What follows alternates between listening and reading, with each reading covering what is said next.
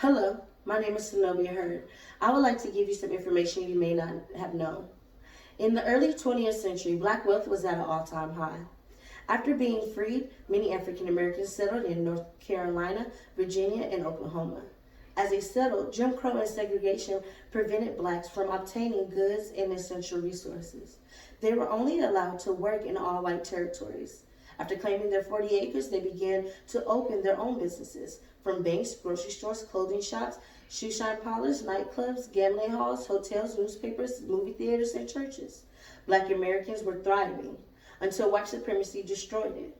Black Wall Street was the biggest economic start for the black community. African Americans acquired riches to obtain generational wealth. It took decades to build up their community. They went from a very small community to having thousands of people moving to growing black communities everywhere. Well-known African Americans from every genre made sure to bring awareness to how much growth and money these communities acquired. Our community finally had a chance to experience growth. Many were able to live lavish and hold high-ranking positions. With all this growth, white hatred would destroy the euphoria many worked so hard for. In 1895, O.W. Gurley of Huntsville, Alabama, moved 50 miles to Perry, Oklahoma. He was told of a giant oil field called Ida Glen No. 1 in the nearby town of Colusa.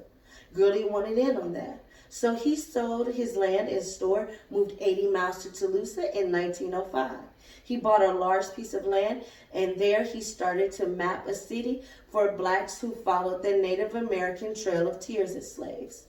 He then subdivided his land into lots for residential and commercial building. This was the start of a flourishing Greenwood community of Tolosa.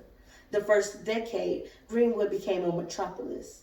After finding multiple oil gushers, the city became the oil capital of the world. The Tolosa population grew to around 72,000 people, and 99,000 being black. Many became very successful entrepreneurs, like J.B. Stanford, who built Stanford Hotel, the largest luxury black-owned hotel at the time. His hotel was a big part of Greenwood's rising success, valued at $75,000, or in today's economy, $2.5 million. The violence exploded in Tolosa on May 30th, 1921, after a black man named Dick Rowland was accused of sexual assault on a white woman named Sarah Page in a downtown office building elevator. Without proper investigation, the next day an article in the White Tolosa Tribune sparked chaos. There was almost 300 black fatalities and 50 white. 35 blocks of Greenwood were destroyed. There were those who survived the riot were rounded up by National Guards and taken to internment centers for months. Greenwood lost $2 million in property, which in today's economy will be reported as $50 million. No one that participated in the biggest race riot massacre was ever punished. Greenwood was not the only Black Wall Street. The Haiti community in Durham, North Carolina was actually the first Black Wall Street, being self-sufficient in the early 1900s. However, the community was broken down due to the black community not being able to vote. The political system decided to divide the community with the freeway, which then made the community decline. There was also Jackson Ward, Richmond, Virginia. This area was known as the birthplace of capitalism. There were black-owned banks, insurance companies, and investment groups.